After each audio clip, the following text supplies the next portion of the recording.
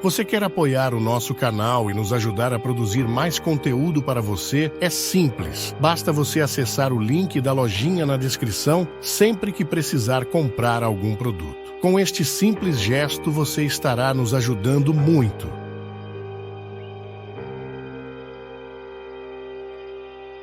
Sempre acreditei que as coisas ruins são frutos do pensamento, sentimentos negativos que alimentam a alma e o corpo, que muitas vezes atraímos misérias de acordo com nossas atitudes, uma vez que somos responsáveis pelos nossos atos e pensamentos. Gostaria que o Senhor pudesse me esclarecer melhor sobre esse assunto, porque para mim parece puro teatro aquelas cenas que vejo, onde as pessoas se jogam no chão, gritam em nome de Deus e realizam a cura do mal. Me desculpe, Padre, se pareço cética, mas a manifestação de Deus para mim está muito longe disso. Um grande abraço e que Deus continue a iluminar o seu caminho sempre. Veja bem, o diabo tem muitos instrumentos nos dias de hoje. O que é possessão? É você ter o corpo todo possuído? E aí você lembra daquelas imagens do filme O Exorcista, quando a menina está com o corpo possuído pelo diabo. Tudo bem, aquilo ali é uma manifestação horrorosa, né? Você tem ali uma manifestação física desse diabo. Agora, minha filha, muito mais que preocupar com essa possessão física, que são mais raras, é a gente pensar com a possessão que o diabo pode fazer da nossa cabeça. E para isso, ninguém está salvo. Eu sou o sacristão lá da igreja. Cuidado, o sacristão pode ser diabólico. Eu sou o padre da paróquia. Cuidado, o padre pode estar diabólico. Como? Quando ele permite que as mentalidades que causam desarmonia estejam presentes dentro dele.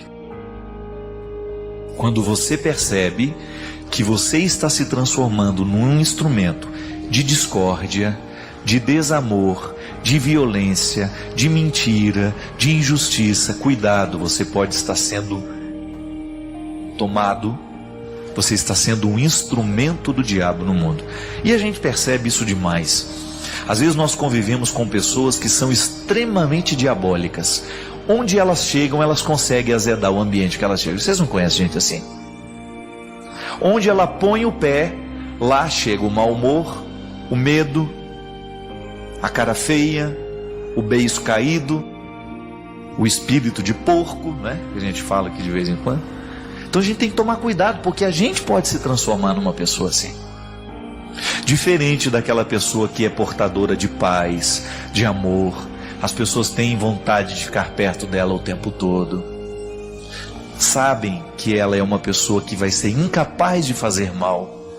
É muito pertinente a sua questão, que eu gostaria que você tivesse um cuidado para poder analisar comigo agora.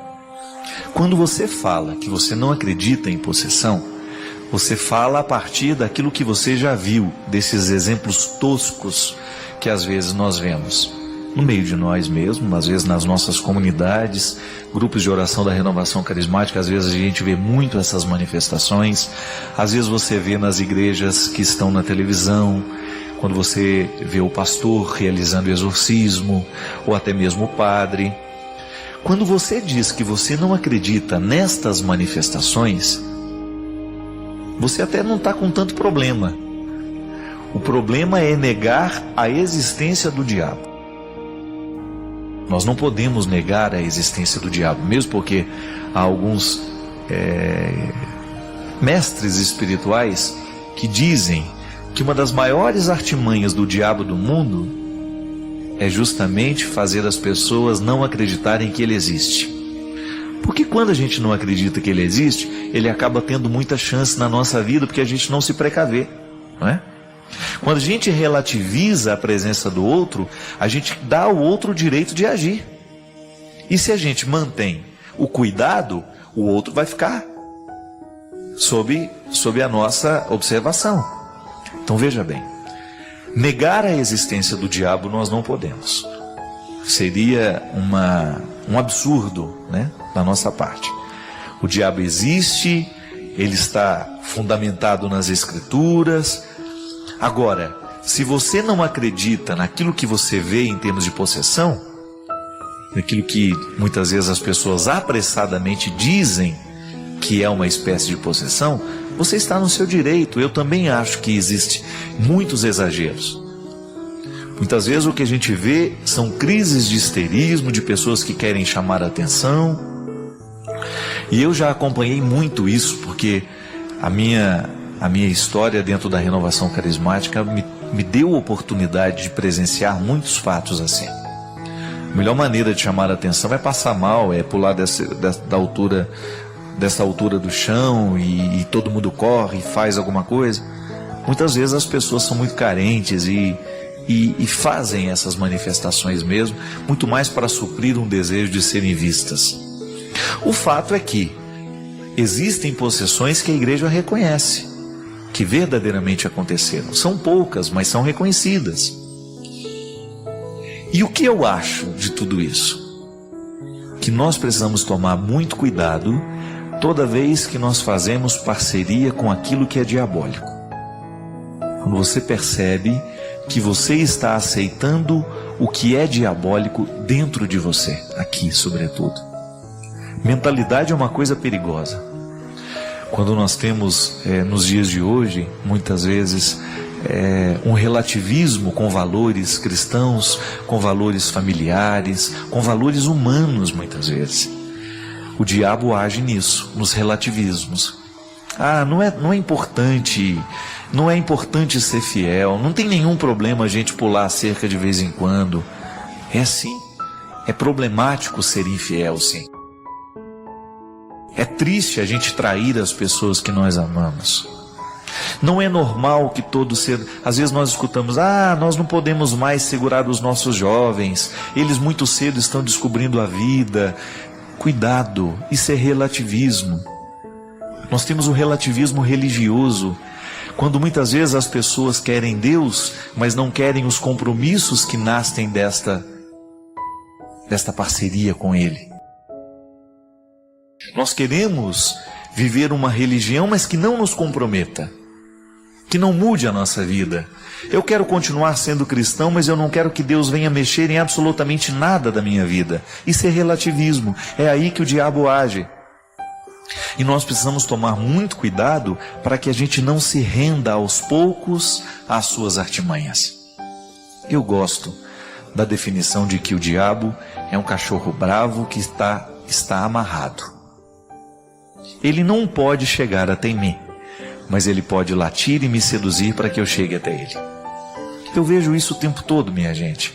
O vício é assim. Eu nunca vi uma garrafa de uísque correndo atrás de alguém. Me beba, me beba, me beba, não. Agora, eu vejo as pessoas se dirigindo para as garrafas de uísque, pedindo uma dose. Nunca vi um cigarro tentando seduzir um fumante ali na esquina. Me fume, né? Não. Sou eu que busco tudo aquilo que me destrói. E veja bem, a sedução do diabo, ela é muito grande. E quando eu falo diabo, eu quero que você pense não só naquele chifrudo que vem na nossa cabeça, né? Mas tudo aquilo que é diabólico no mundo, tudo aquilo que quebra a harmonia da vida. O diabólico é aquilo que quebra a harmonia da vida. Uma palavra pode ser diabólica entre a mãe e o filho. Uma palavra maldita pode ser diabólica entre o marido e a mulher. Por quê? Porque quebra a harmonia.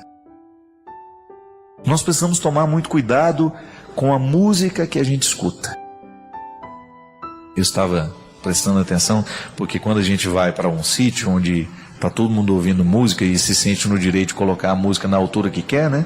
Você acaba tendo que ouvir a música do vizinho, né? E eu confesso para você que eu estava ouvindo algumas coisas lá que eu ficava pensando, meu Deus, como é que uma mulher pode ter coragem de cantar isso que ela está cantando? Porque ela fica totalmente banal na letra que ela está cantando. Ela já não tem mais amor próprio para poder tecer um discurso daquele. A poesia está longe, não existe beleza na letra. O que existe é uma linguagem tosca de uma mulher que está se assumindo objeto para aquele que ela canta. Isso é diabólico. Sabe por que é diabólico? Porque essa música pode entrar no rádio que toca na sua casa, e a sua menina, que você fez de tudo para ela ser uma moça de caráter, uma moça que se ama, aos 6 anos ela começa a ouvir isso, começa a aprender e depois começa a reproduzir. Isso é diabólico. Quando você percebe que o que não presta entra para dentro da sua casa e quebra a harmonia que você tanto quis para a sua casa. E é aí que nós precisamos tomar muito cuidado. Cuidado com a internet dos nossos filhos, porque o diabo pode estar passando por aquele instrumental. Sempre me pego pensando que nunca encontrei uma pessoa que vai me amar de verdade. E com isso vem abaixo a autoestima. Acho que as pessoas nunca vão me achar bonita. E eu sofro com isso, padre. O que eu posso fazer? Minha filha, a leitura que nós fazemos de nós é absolutamente importante para a gente receber a leitura que o outro faz de nós. Seria muito cruel da minha parte esperar que o outro me ofereça aquilo que é minha obrigação oferecer-me.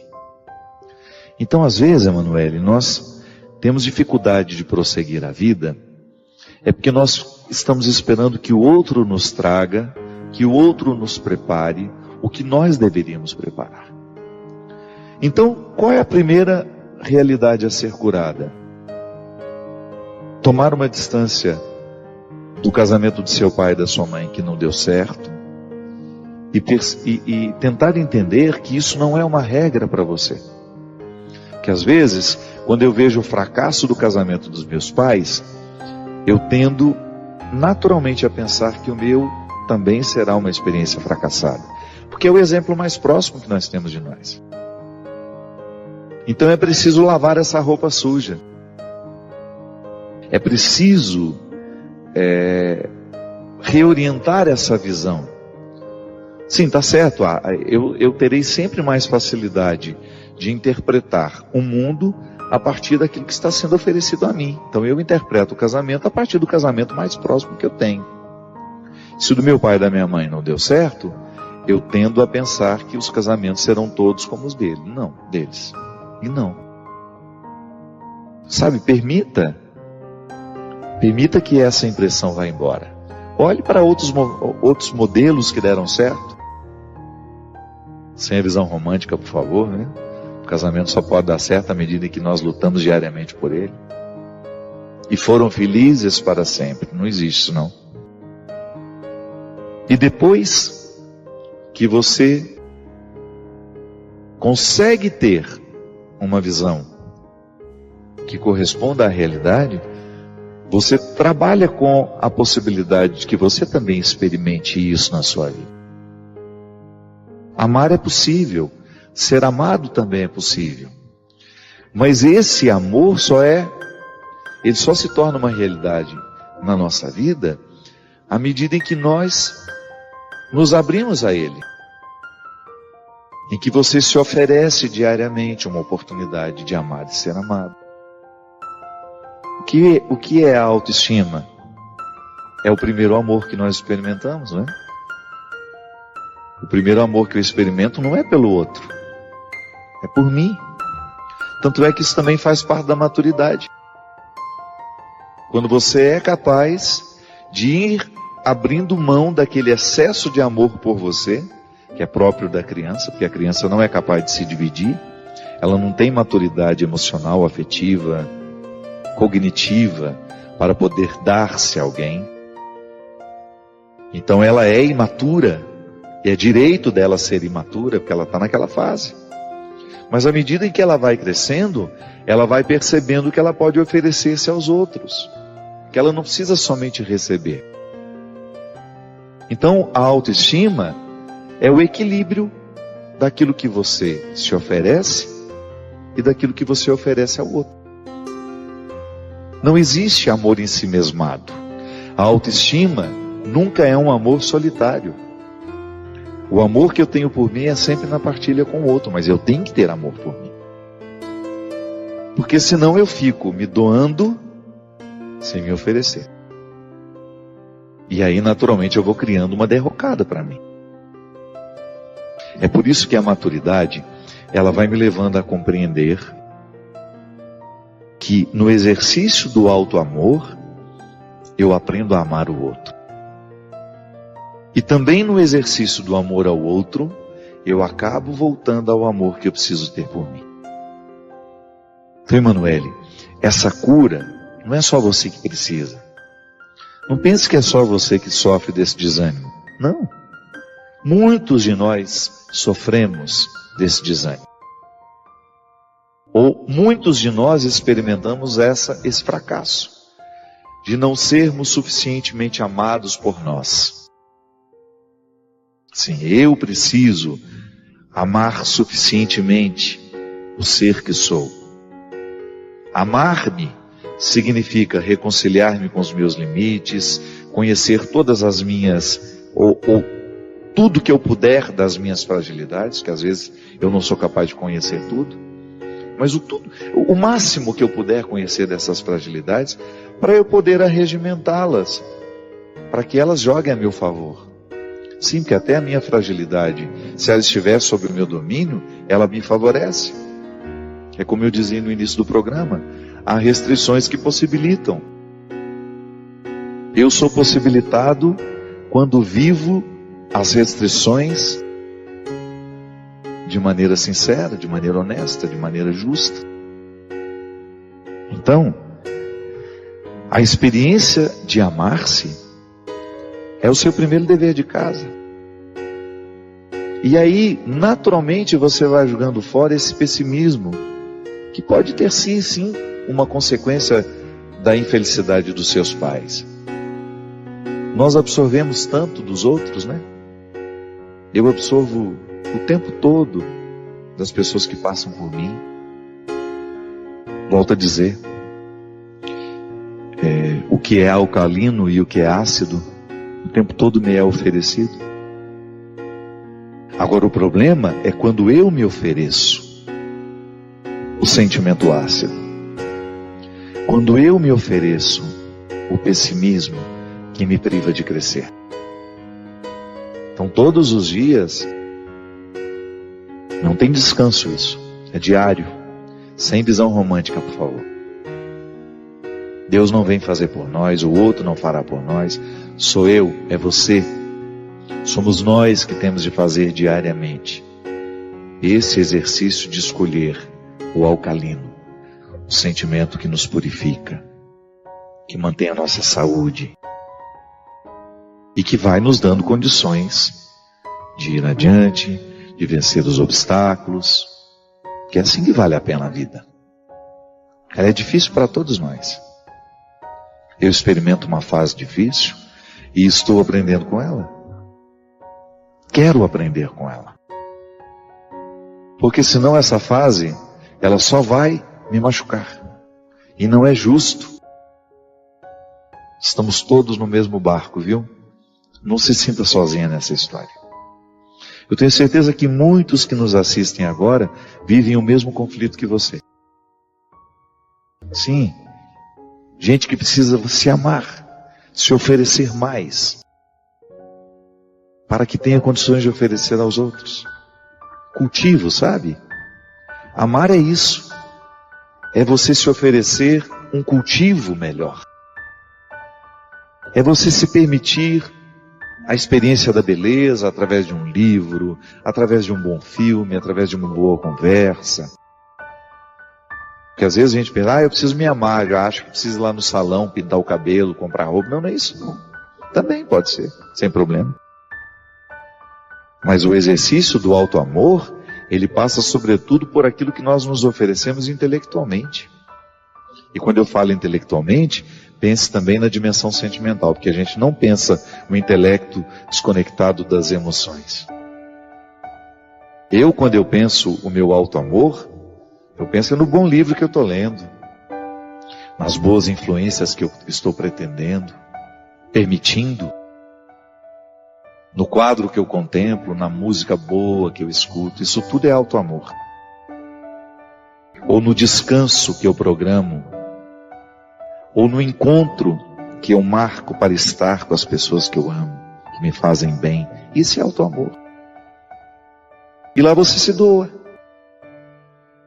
Lá você vive a outra dimensão.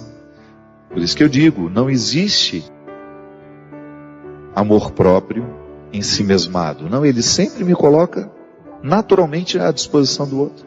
É cíclico. Eu me dou, eu me ofereço e naturalmente ofereço ao outro, do outro recebo, volto para mim e assim vamos. Reciclando os amores, reciclando as experiências que nos amadurecem. É isso, minha gente. A maturidade é um processo de todo dia, de toda hora. E que Deus nos abençoe nesse projeto.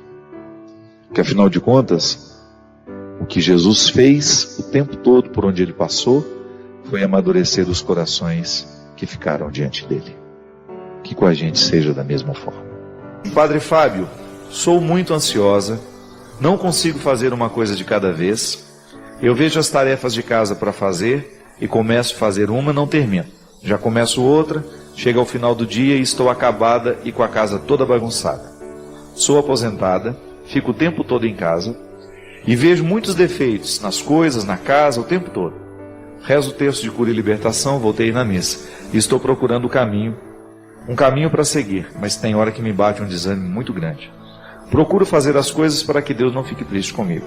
Como gerir a questão do tempo e do desânimo? Duas questões muito ligadas, né? A organização do tempo e a dinâmica para poder fazer esse tempo dar certo. Eu sempre digo assim, Rosa Marlene, que na nossa vida, à medida que o tempo vai passando, nós vamos ter que ir entrando na dinâmica das novas fases, né? Se você está aposentada, é natural que você tenha muito tempo disponível e corra o risco de não saber ocupar esse tempo. Por quê? Porque quando a pessoa perde as atividades que tinha, ela corre o risco de não saber mais organizar-se a partir dessa nova fase da vida. Então precisa ter muita sabedoria. E essa sabedoria, ela vem justamente com o exercício. Não tem como você ler um livro para organizar o tempo. Você precisa ver o seu dia, olhar para ele, o que é importante você fazer e você estabelecer metas. Aliás, isso é muito importante para todo idoso. Sempre falo isso para minha mãe. Tenha rotina, dona Ana, porque senão a cabeça vai ficando ruim. Guarde o remédio sempre no mesmo lugar. Procure ter a disciplina de fazer as coisas sempre na mesma hora, porque aquilo vai ser incorporado à dinâmica do dia e à dinâmica dessa nova fase da vida, em que você não tem tantas atribuições mais, mas muitas vezes não consegue aproveitar o tempo. Então, veja bem, quando eu não sei administrar o meu tempo, eu corro o risco de chegar ao final do dia com aquela sensação de fracasso. Meu Deus, eu poderia ter feito isso e não fiz. Meu Deus, eu poderia... Está vendo como uma coisa está ligada, diretamente ligada com a outra? Então, muitas vezes a exigência de olhar e só ver o defeito está diretamente ligada à incapacidade de tomar iniciativa e de resolver as situações. Então, faça um exercício muito simples, dona Rosa, todos os dias.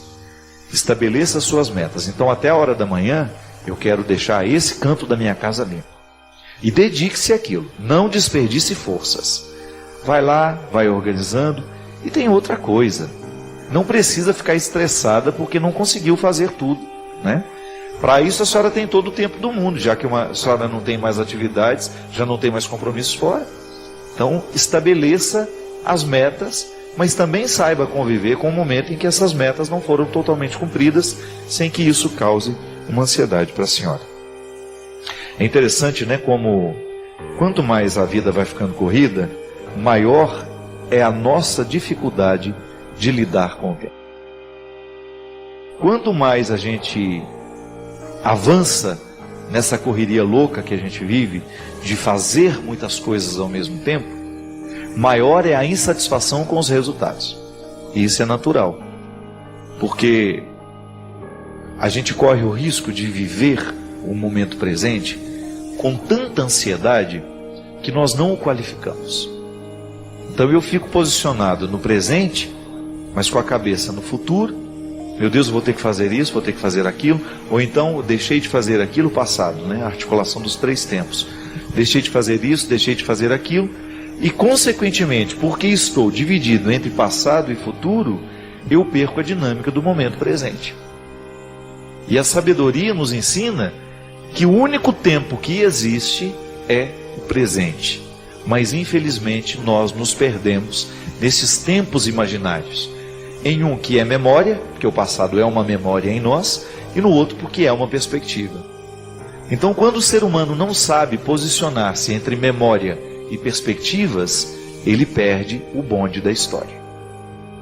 E muitas vezes, às vezes eu estou aqui, olha, para fazer isso que eu preciso, mas a minha cabeça está tão povoada de memórias e perspectivas, isso é, passado e presente, que eu não tenho condições de fazer o que eu preciso fazer. E isso, minha gente, é uma característica nossa. É uma característica do homem contemporâneo, do ser humano contemporâneo, que está mergulhado num mundo absolutamente rápido, com muitas informações, com muitos atrativos, com muitos estímulos. É muito difícil. Às vezes até o descanso. Por que muitas vezes nós não dormimos bem? Porque nós estamos cheios de memórias e cheios de perspectivas. Então a gente deita na cama, a gente tem a dificuldade de viver o momento presente, que é o descanso. Então a gente tem a dificuldade de quebrar o poder da memória e o poder das perspectivas. A gente não consegue mergulhar no momento presente e aí a gente não consegue descansar. Quantas vezes, eu não estou falando isso porque eu li nos livros não, viu minha gente? E nem porque estou livre disso. Eu já cheguei à conclusão de que de madrugada eu tenho só 10% da minha inteligência. Se eu contar para vocês as coisas bobas que me preocupam de madrugada, quando de vez em quando eu acordo, que depois quando eu reflito sobre aquilo, meio-dia, 1h da tarde, eu tenho vergonha. Agora eu não sei porquê. O meu mecanismo é esse. Acordo no meio da noite e fico pensando tanta coisa boba, tantos absurdos, sabe? Que eu fico preocupado com coisas tão idiotas. O que é isso? Eu estou perdendo a oportunidade de, na hora, fazer o que eu tenho que fazer. Dormir, né? Não, fico lá com a cabeça cheia. E isso está diretamente ligado ao estilo de vida da gente. Então nós precisamos, muitas vezes, desligar as tecnologias. A gente precisa dar um pouco mais de tempo para o descanso da gente. Vai entrar no quarto, não precisa ficar ligando essa televisão toda hora. Conviva um pouco mais com o silêncio. Antes de dormir, pegue um livro. O livro vai dando sono. O livro é uma terapia para poder te descansar, te distrair um pouco, te desligar daquele contexto pesado que às vezes você passou o dia inteiro. Você entra na história daquele livro, é como se você pudesse fazer uma purificação de tudo aquilo que está pesando sobre você. Oração é isso. A oração é o momento em que nós vamos fazer uma purificação de tudo aquilo que nos intoxicou ao longo do dia. Eu não posso ir dormir com as toxinas do dia, com as palavras que me feriram, com as coisas ruins que eu ouvi, com tudo aquilo que foi aborrecimento, que não é pouco. A vida da gente tem muitos aborrecimentos o tempo todo. E aí a gente vai descobrindo que se a gente se exercita nessas técnicas disciplinares, e a oração é também uma técnica disciplinar, nós vamos aprendendo a colocar os tempos nos seus devidos lugares. Uma coisa é certa: quem insiste em trazer para o presente o passado e o futuro e ficar mergulhado nessa mistura, vai ter muita dificuldade de articular com qualidade a própria vida. Obrigado pela oportunidade de estar com você mais uma vez e partilhar a nossa vida, de fazer deste momento um momento de encontro. O programa de direção espiritual é para mim uma oportunidade maravilhosa de tocar as realidades humanas que fazem parte do contexto da minha reflexão cristã. Me sinto muito feliz pela oportunidade de estar aqui e de saber que você está em comunhão comigo. Muito obrigado. E hoje eu quero começar o programa com um poeminha. Na verdade, nem é um poema, um pequeno texto atribuído ao Mário Quintana, um grande poeta, um poeta gaúcho, que teve uma sensibilidade maravilhosa na sua observação do mundo. O poeta é esse ser, né? Atribuído de sensibilidade, entra 3, 4 vezes na fila, né? Quando Deus está distribuindo sensibilidade, e olha para aquilo que a gente vê todos os dias de um jeito novo. Mas aqui ele é muito concreto na maneira de entender as deficiências humanas. Deficiente é aquele que não consegue modificar a vida, aceitando as imposições de outras pessoas ou da sociedade em que vive, sem ter consciência de que é dono do seu destino.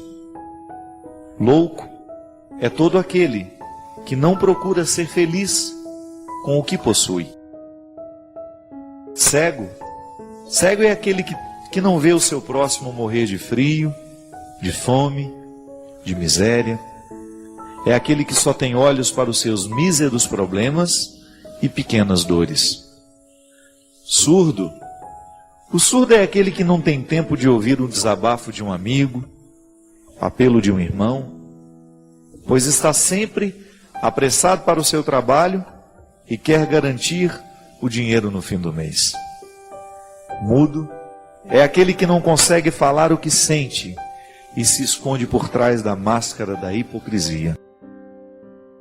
Paralítico é quem não consegue andar na direção daqueles que precisam de sua ajuda. O diabético é aquele que não consegue ser doce. E o anão é aquele que não deixa o amor crescer. Mas finalmente a pior de todas as deficiências é ser miserável. Pois miseráveis são todos aqueles que não conseguem falar com Deus. É verdade, né? A gente fica pensando que as nossas deficiências... Eu me lembro, minha gente, tive um encontro com uma pessoa que mexeu muito comigo. Eu era fráter ainda, não era padre ainda. E eu me lembro que essa moça tinha muitas deficiências físicas. E eu fiquei muito assustado na hora que eu estava diante dela. E ela com um sorriso ali naquela cadeira de roda, com as pernas totalmente tortas, os braços atrofiados. E ela, me olhando, ela me disse uma coisa que mexeu muito comigo. Ela falou assim, me falou: prazer em conhecer você, né? E eu fico muito feliz porque você está vendo os meus maiores defeitos, então não tem como esconder de você. E eu fiquei muito tocado. Porque é assim mesmo, né? Às vezes a gente encontra pessoas tão bonitas, tão aparentemente, do ponto de vista estético, tão impecáveis, né? E aí quando você começa a conviver, você vai descobrir que ali existe tanta feiura. Eu sempre brinco, né? Que na vida a gente precisa ficar mais bonito. E quando eu falo que nós temos que ficar mais bonitos, eu falo da beleza total mesmo. Eu acho que se você precisa se cuidar, se você precisa dar um jeito em você, se você quer emagrecer, se você tem um projeto de ficar mais bonita, que junto com esse projeto de você ficar mais bonita esteja também a sua preocupação em ter cada vez mais uma alma dotada de beleza, porque é isso que faz com que a gente queira ficar por perto. Eu tenho visto e encontrado tanta gente que do ponto de vista estético apresenta tantas imperfeições, mas ao mesmo tempo tem um coração tão bonito, tem uma presença tão forte e faz uma diferença na vida. E a gente aprender a lidar com essas deficiências da gente aqui, essas todas que o poeta fala, né? Da loucura, da cegueira, da surdez. Tantas. São tantas as deficiências que a gente tem na vida. Realmente, às vezes a gente é cego, a gente não consegue ver a pessoa que está do lado, precisando de nós, né? A mudez, a gente não consegue fazer brotar a palavra que verdadeiramente a gente precisa dizer. Como é difícil às vezes a gente fazer brotar dos lábios o pedido de perdão, não é? Pode ser que você hoje esteja vivendo isso, a dificuldade de colocar, de fazer a raiz do grito provocar essa palavra, me perdoa. Tanta coisa muda, minha gente, quando a gente tem coragem de dizer isso. Quando você sair aí do seu quarto, andar essa pequena distância da sua casa que separa do seu irmão, andar esse pequeno corredor que separa o seu quarto do quarto da sua mãe, bater lá e ter a sensibilidade, a simplicidade de dizer: mãe, me perdoa pela maneira como tenho te tratado, pela palavra grosseira que proferi, por não fazer esforço para dar certo com você.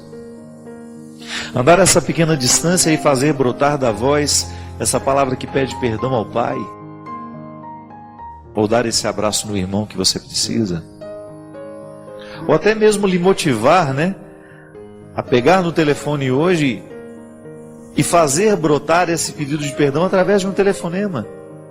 Ligar para quem você sabe que você machucou, que você magoou. A vida fica tão diferente quando nós superamos a deficiência da mudez. Quando você é capaz de ultrapassar tudo aquilo que lhe impede de fazer a palavra brotar, a palavra que edifica, a palavra que constrói. Tanta gente precisando hoje do seu pedido de perdão. A gente tira o sono das pessoas às vezes com a nossa atitude. E às vezes um pedido de perdão não custa nada. E ele vai fazer um bem danado ao coração do outro. Ele vai provocar um benefício naquele que escuta. A gente cuidar da deficiência da nossa visão, Às vezes a gente é incapaz de perceber quem está do lado. Às vezes na necessidade de resolver problemas e situações, a gente fica tão egocêntrico, a gente fica tão voltado para a gente mesmo, a gente fica querendo exigir. A gente faz uma experiência de viver assim o tempo todo, sem ter a percepção do que está ao nosso redor. E quando a gente não percebe o que está ao nosso redor, a gente corre o risco de perder as prioridades, de ficar perdendo o nosso tempo com aquilo que definitivamente não é prioridade. As deficiências são muitas, minha gente. Eu tenho as minhas, você tem as suas. E se a gente não olha para elas com responsabilidade, a gente corre o risco de se transformar nelas. Isso é terrível. Quando a gente começa a se transformar no defeito que tem, na deficiência que tem. É uma consequência natural do defeito não cuidado. Se a gente não trata a deficiência, ela vai tomando cada parte do nosso ser e a gente vai se transformando nela. Eu não acredito que seja esse o nosso projeto de vida, Cuidar da deficiência nossa de cada dia, olhar para aquilo que em nós hoje é deficiente e ter a coragem, sob a graça, sob o auxílio de Deus, a gente modificar. Quantas vezes nós perdemos a fé em Deus porque Deus não fez o milagre como nós queríamos? Mas cuidado, às vezes o verdadeiro milagre você ainda não viu. O verdadeiro milagre não era a cura daquela pessoa. Eu sempre tenho isso em relação ao Padre Léo. Padre Léo, todos nós rezamos pela cura do Léo. Quem não rezou pela cura do Léo? Todos nós rezamos. A gente apressadamente poderia dizer: a cura do Léo não aconteceu. Não aconteceu como nós pedimos. Concorda comigo? Ele não viveu, ele não sobreviveu ao câncer. Mas e o que aconteceu no coração do Léo durante o processo da doença dele? Você não acha que a sua prece chegou aos ouvidos de Deus e que Deus curou o Léo da melhor forma como ele precisava ser curado antes de deixar esse mundo? Minha gente, é muito relativo. Viveu 20, viveu 30, viveu 50, viveu 40. Nós somos muito apegados. Nós somos muito apegados à realidade concreta, carnal, material. O Padre Léo faz uma falta danada na evangelização do Brasil. Eu concordo. Faz falta na minha vida. Quantas vezes na minha vida eu desejei isso depois da partida? Muitas. Mas eu não posso me apegar ao meu desejo, às minhas necessidades. o tempo que ele viveu foi o tempo que Deus precisou dele aqui. E eu fico maravilhado de pensar que a nossa oração pode não ter surtido efeito do jeito como nós queríamos que surtisse, mas surtiu de outras formas. É muita pretensão nossa achar que Deus vai fazer o que a gente determinou. A maneira mais bonita que nós temos de rezar é entregando a Deus a situação e que agora Ele cuide. Nós vamos fazer a nossa parte, nós vamos buscar o tratamento, nós vamos agilizar as nossas coisas, nós vamos dar entrada na documentação, nós vamos buscar os nossos direitos, nós vamos lutar, nós vamos fazer isso, vamos fazer aquilo. Mas vai chegar um momento em que nós vamos precisar deixar que a graça e a ação de Deus nos atinja como Ele decidiu. É muito cansativo, minha gente. Eu fico vendo isso na minha vida.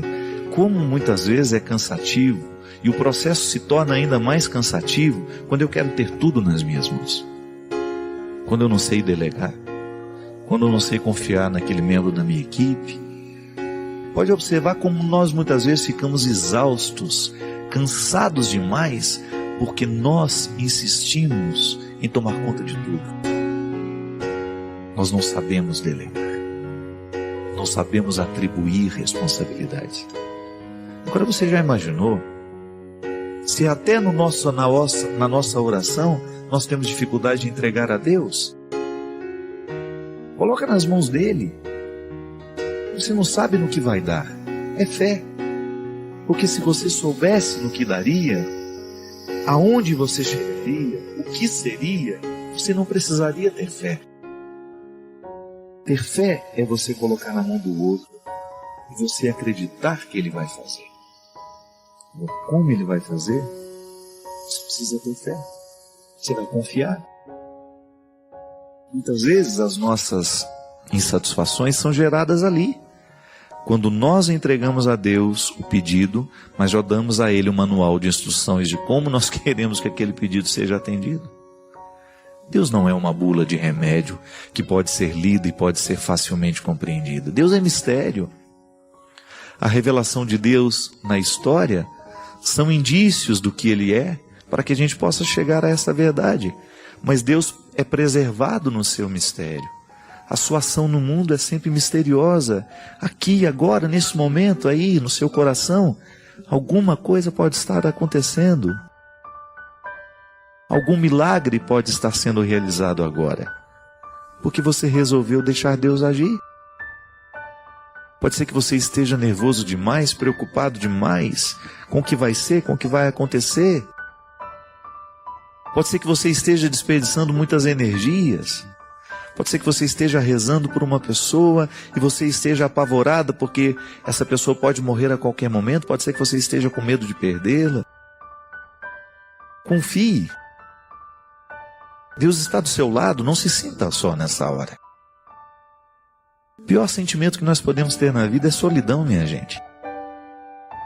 E Deus quebra esse sofrimento, esse sentimento, cada vez que nós, de maneira madura, nos aproximamos dele, estendemos as mãos e acreditamos que ele sempre tem uma alegria para nos oferecer, um crescimento a nos proporcionar.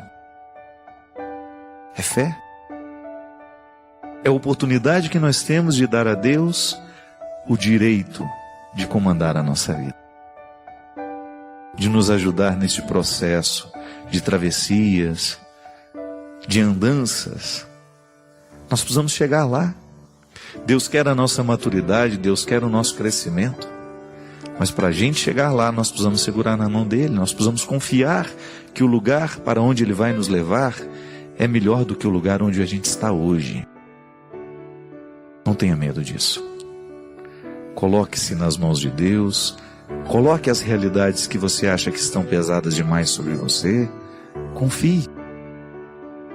É sempre bom a gente saber que alguém muito mais competente do que nós está cuidando daquilo que nós não sabemos cuidar sozinhos. Isto é Deus. Muito mais competente do que nós. Porque só Ele sabe o que verdadeiramente pode fazer feliz o nosso coração. E eu desejo poder lhe encontrar assim, nesse processo de luta. Cada um lutando no seu tanto, né? O seu canto, o seu tanto, naquela parcela de luta que a vida nos pede. A luta modifica, né? Há dias em que você vai ter que lutar contra você mesmo. Aliás, eu cada vez me convenço mais, se existe alguém que pode verdadeiramente nos destruir na vida, somos nós. Porque nós é que damos as regras. Nós é que ditamos as regras. Ah, padre, não é bem assim. Venha viver aqui em casa para ver. Não.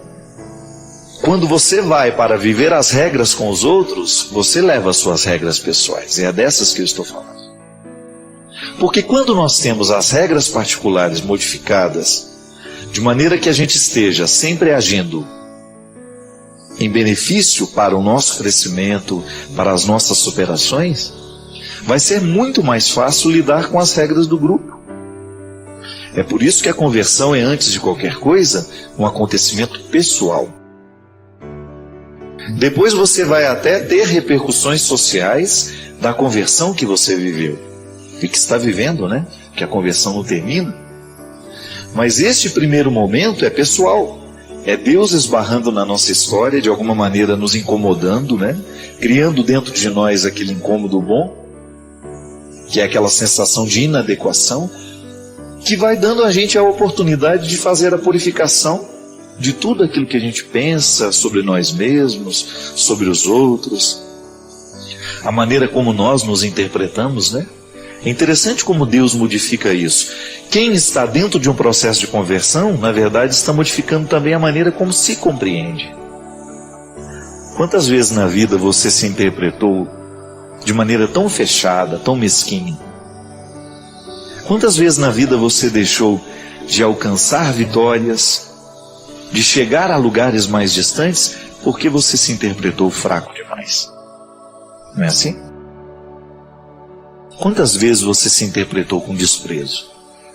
Quantas vezes você não acreditou em você? E isso é determinante.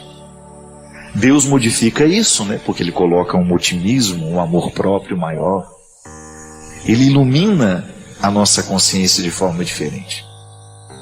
E aí, de repente, a gente começa a ousar um pouco mais, a gente vai alcançando um pouco mais de coragem para vencer essas batalhas terríveis que nós precisamos vencer todos os dias. Há dias em que a gente precisa lutar um pouco mais. Há dias em que a gente tem o direito do descanso. Mas você pode ter certeza que a dinâmica da luta não vai terminar.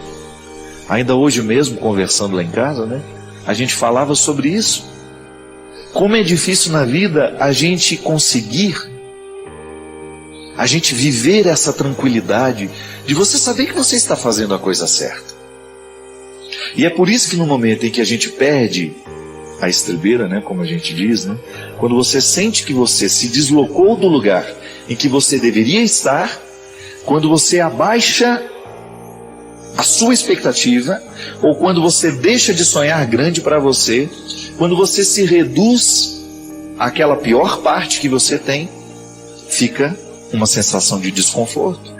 E é aí que o processo de Deus em nós vai se acelerando cada vez mais. Quando você permite que essa inquietude gere uma atitude. Então tá bom. Eu olho para a minha vida, descubro que de vez em quando eu esqueço de quem eu devo ser, me nivelo por baixo, sou um ser humano qualquer, ajo de qualquer jeito, trato mal as pessoas, me perco do equilíbrio, me distancio do referencial de bondade que eu quero viver. E aí, no momento que você reconhece isso, você assume sua verdade e você constrói uma atitude que possa restaurar o que você estragou, que possa consertar o que você machucou. Porque é luta. Não é fácil a gente reconhecer as podridões que nós trazemos dentro do nosso coração. Não é fácil. Não é fácil você olhar para você e reconhecer que você tem defeitos. Tanto é que você se irrita com facilidade toda vez que alguém aponta um defeito seu. Não é verdade? É ruim mesmo. Alguém olhar para você e dizer, você faz isso mal, ou te ofender. Mas é horrível quando a gente está aprendendo alguma coisa, não é verdade? Quando você está num processo de aprendizado e o outro vem e desmoraliza o pouco que você já sabe. Ah, só isso que você sabe? É horrível. Toda vez que alguém toca na nossa fragilidade, é natural que a gente reaja com sofrimento. Agora, você não pode fugir disso. Se você tem dificuldades de ouvir os defeitos que você tem pela voz do outro, tenha coragem de ouvir pela sua voz. Olhe para você mesmo, não tenha medo disso. É você, é sua verdade, é seu projeto. Você não é outro. Por mais esforço que você fizer, você não vai ser outra pessoa. Por mais plástica que você faça, por mais que você queira mudar o seu rosto, o seu corpo, você não vai ser outra pessoa. A sua essência está aí, com defeitos, com possibilidades. Agora, a partir do que você é, pode nascer um ser humano grande. Isso não tenho dúvida. Quantos miseráveis ficaram grandes porque acreditaram nisso?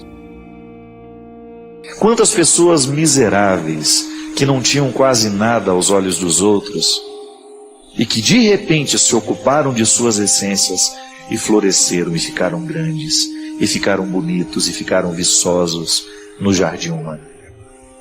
Por quê? Porque não tiveram coragem, não tiveram medo de ouvir pela própria voz os piores defeitos que têm. E eu desejo poder lhe encontrar assim, nesse processo de luta. Cada um lutando no seu tanto, né? No seu canto, o seu tanto, naquela parcela de luta que a vida nos pede. A luta modifica, né? Há dias em que você vai ter que lutar contra você mesmo. Aliás, eu cada vez me convenço mais, se existe alguém que pode verdadeiramente nos destruir na vida, somos nós. Porque nós é que damos as regras. Nós é que ditamos as regras. Ah, padre, não é bem assim. Venha viver aqui em casa para ver. Não. Quando você vai para viver as regras com os outros, você leva as suas regras pessoais. É dessas que eu estou falando.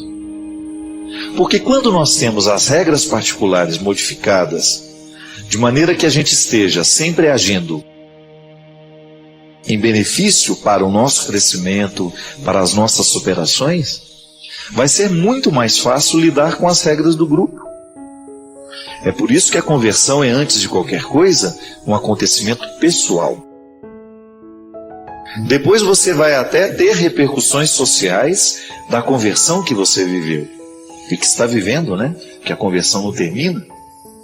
Mas este primeiro momento é pessoal. É Deus esbarrando na nossa história, de alguma maneira nos incomodando, né?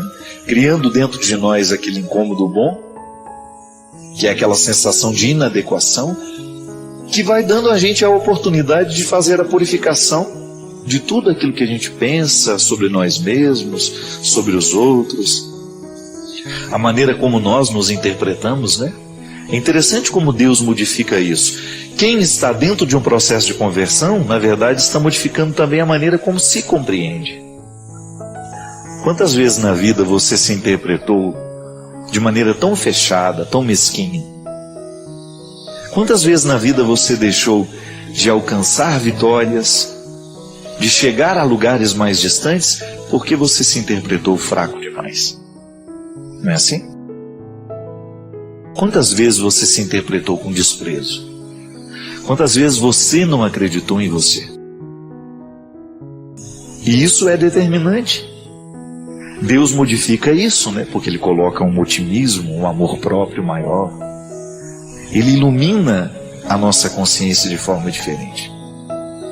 E aí, de repente, a gente começa a ousar um pouco mais, a gente vai alcançando um pouco mais de coragem para vencer essas batalhas terríveis que nós precisamos vencer todos os dias. Há dias em que a gente precisa lutar um pouco mais. Há dias em que a gente tem o direito do descanso. Mas você pode ter certeza que a dinâmica da luta não vai terminar. Ainda hoje mesmo, conversando lá em casa, né? A gente falava sobre isso.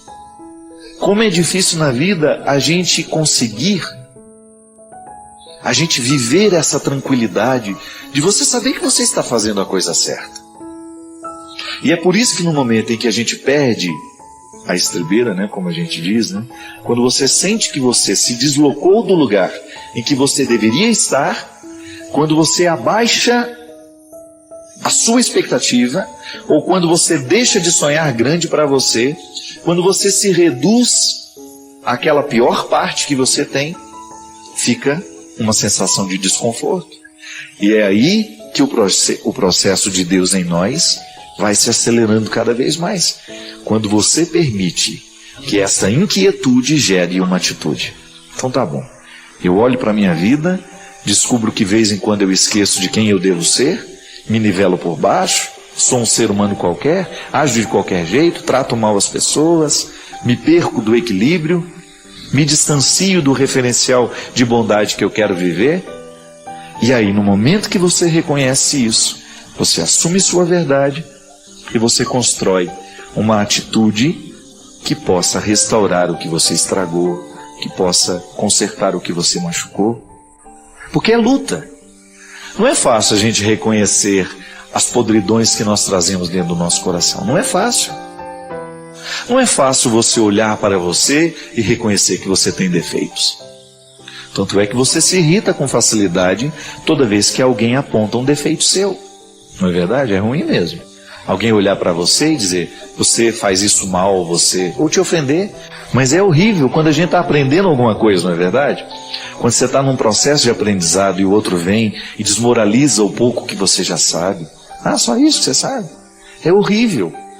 Toda vez que alguém toca na nossa fragilidade, é natural que a gente reaja com sofrimento. Agora, você não pode fugir disso. Se você tem dificuldades de ouvir os defeitos que você tem pela voz do outro, tenha coragem de ouvir pela sua voz. Olhe para você mesmo, não tenha medo disso. É você, é sua verdade, é seu projeto. Você não é outro.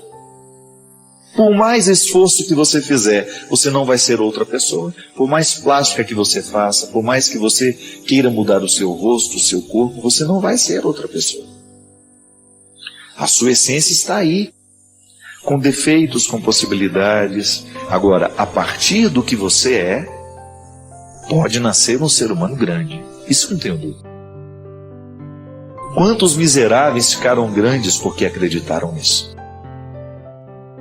Quantas pessoas miseráveis que não tinham quase nada aos olhos dos outros e que de repente se ocuparam de suas essências e floresceram e ficaram grandes, e ficaram bonitos e ficaram viçosos no jardim humano. Por quê? Porque não tiveram coragem, não tiveram medo de ouvir pela própria voz os piores defeitos que têm. É sempre um prazer compartilhar estas experiências com você.